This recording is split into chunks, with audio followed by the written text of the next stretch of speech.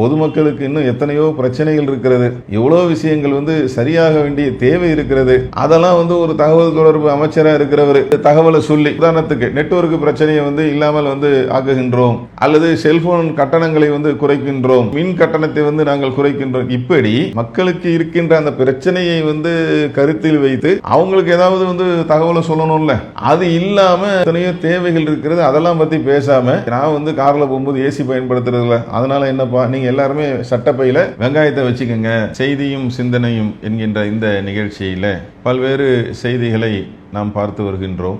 அந்த அடிப்படையில் இன்றைய தினம் நாம் பார்க்க இருக்கின்ற செய்தி சமூக வலைதளங்களில் விவாதமாக சென்று கொண்டிருக்கக்கூடிய ஒரு அரிய ஒரு தகவலாக ஒன்றிய அமைச்சர் சொன்ன அந்த செய்தியை நாம் பார்க்க இருக்கிறோம். யார் அந்த அமைச்சர், என்ன சொன்னார் என்று பார்த்தால், அடிக்கக்கூடிய இந்த கோடை வெயிலில் அவர் சொல்லக்கூடிய அந்த யோசனை என்பது மத்திய பிரதேச மாநிலத்தில் சிவபுரி என்கின்ற பகுதியில் நடைபெற்ற கூட்டத்தில் மத்திய ஒன்றிய அமைச்சர் ஜோதிராத்திய சிந்தியா என்று சொல்லக்கூடிய மத்திய தகவல் தொடர்பு அமைச்சராக இருக்கக்கூடிய இவர் பொதுக்கூட்டத்தில் பேசக்கூடிய அந்த சந்தர்ப்பத்தில் என்ன சொல்றார் அப்படின்னா, ஏசிலாம் வேண்டாம், ஏன்னா இப்போ கடுமையாக வந்து வெயில் அடிக்குது இல்லைங்களா, ஏசிலாம் வந்து வேண்டாம், வெங்காயம் இருக்குல்ல அது கையில் வந்து எடுத்து காட்டுறார், வெங்காயத்தை காட்டி இந்த வெங்காயத்தை நீங்கள் வைத்து கொண்டால் போதுமானது, ஏசி என்பதெல்லாம் வந்து தேவையில்லை என்று அவர் சொல்லுகிறார். पॉकेट में प्याज ले जाओ, कुछ नहीं होने वाला तुमको। आधुनिक युग में सभी डब्बे लेके घूम रहे हैं, संचार मंत्री प्याज लेके घूम रहे हैं.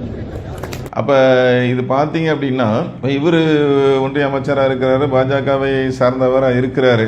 பாஜகவை சார்ந்த இந்த மாதிரி வந்து பொறுப்பில் இருக்கக்கூடியவர் இவர் தொலைத்தொடர்பு அமைச்சராக வந்து இருக்கிறாரு. ஆனால் மக்கள்கிட்ட வந்து சொல்லும்போது இந்த மாதிரி என்ன செய்கிறாங்க, சர்ச்சைக்குரிய ஒரு நூதனமாக யாருமே யோசிக்க முடியாத, வித்தியாசமாக ஏற்றுக்கொள்ள முடியாத இப்படி தான் வந்து சொல்கிறத நம்ம பார்க்குறோம். முன்னாடி கொரோனா வந்துச்சு, அப்போ என்ன செஞ்சாங்க, நீங்கள் வந்து கவசம் வந்து அணியுங்கள், அதே போல் நீங்கள் வந்து என்ன செய்யுங்க, இடைவெளி விட்டு செல்லுங்கள் என்றெல்லாம் என்ன செய்கிறாங்க, மருத்துவ உலகம் பல விதமான அறிவுரைகளை வந்து மக்களுக்கு வந்து சொல்கிறாங்க. ஆனால் அந்த நேரத்தில் ஒருத்தர் என்ன சொன்னார் அப்படின்னா, நீங்கள் வந்து கை தட்டுங்க, எப்படி தான் வந்து இவங்க ரூம் போட்டு யோசிக்கிறதுன்னு சொல்லுவாங்களா, அந்த மாதிரி இவங்க வந்து யோசிப்பாங்களா, இல்ல இது வந்து இந்த மாதிரி பாஜக காரங்களுக்கே வந்து சொந்தமான ஒன்றா, ஏன் வந்து இந்த மாதிரி ஆகுது, கொரோனால என்ன நடந்துச்சு அப்படின்னு எல்லாருக்குமே தெரியும். அந்த நேரத்தில் ஒருத்தர் சொல்றாரு, நீங்க வந்து என்ன செய்யுங்க, லைட்டை வந்து ஆஃப் பண்ணி போடுங்க, நீங்க வந்து பெல் அடிங்க, மணி அடிங்க அப்படின்றாரு, நீங்க கை தட்டுங்க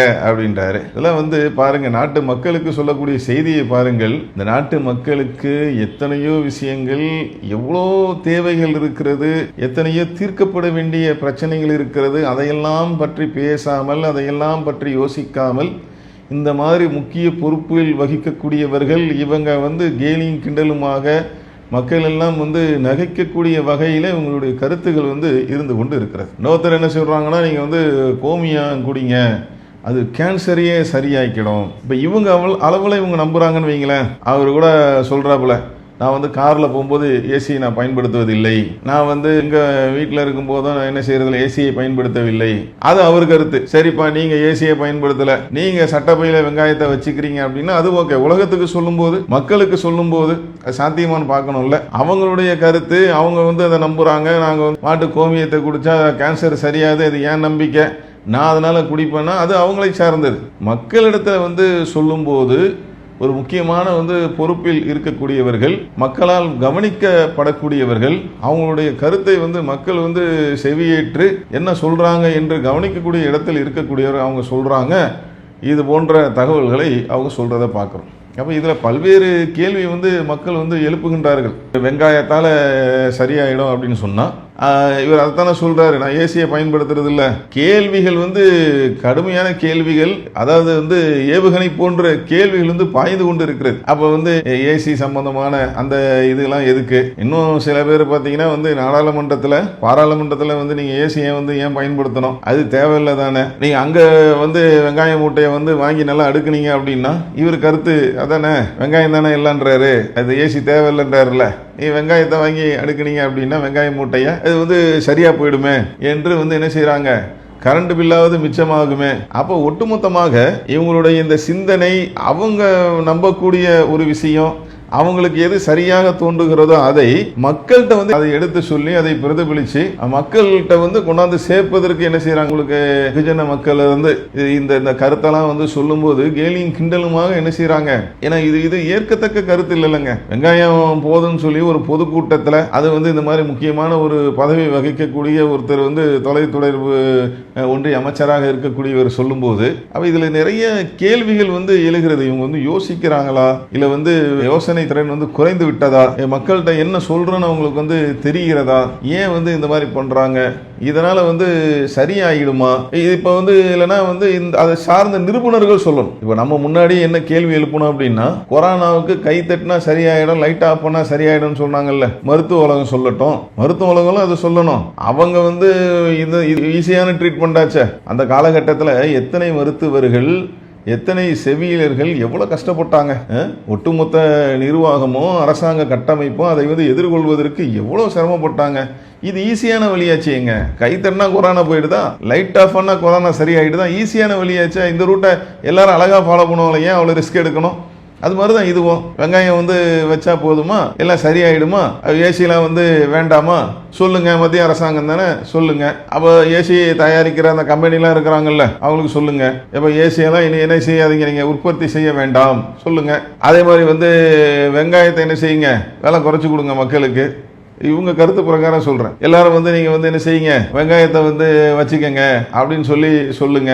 அதாவது சாத்தியமற்ற ஒரு தகவலை வந்து என்ன செய்யறாங்க இவர்கள் சொல்லி மக்கள் மன்றத்தில் அந்த செய்தியை வந்து கடத்துவதற்கு இவங்க பார்க்குறாங்க. ஒருவேளை இல்லைன்னா இப்படியான்னு தெரியல. அதாவது இந்த மாதிரி ஆளுங்களாம் இப்படி தானே பொதுவாக அரசியல்வாதிங்க ஒரு டைப்பாக இருப்பாங்க. வித்தியாசமான கருத்தை இவங்க வந்து சொன்னாங்கன்னு சொல்லி எதுவாக இருந்தாலும் அவங்க வந்து என்னன்னா அதில் வந்து அவங்க புகழப்படணும். ஒரு அந்த மாதிரி இவங்க யோசிக்கிறாங்களான்னு தெரியல. எல்லாரும் யோசிப்பது போன்று, எல்லாரும் நினைப்பது போன்று எது சரியோ அதை சொல்வதற்கு இல்லாமல் விதிவிலக்காக இப்படி நம்ம வித்தியாசமா பேசணும், மக்கள் என்ன வந்து விமர்சனம் பண்ணாலும் எப்படி வந்து கமாண்ட் போட்டாலும் அதை பற்றியெல்லாம் வந்து நம்ம கவலைப்படக்கூடாது முடிவெடுத்துட்டு வராங்களான்னு தெரியல. நம்ம இப்படி வித்தியாசமா சொல்லி அதுல வந்து என்ன செய்யணும், வித்தியாசமான கருத்துக்கு இவர் சொந்தக்காரர், எவ்வளவு அழகா வந்து வித்தியாசமா பேசுறாரு. இப்படி ஒருவேளை ட்ரை பண்றாங்களான்னு தெரியல. அப்படி ட்ரை பண்ணாலும் இது ஃபெயிலியர் தான்.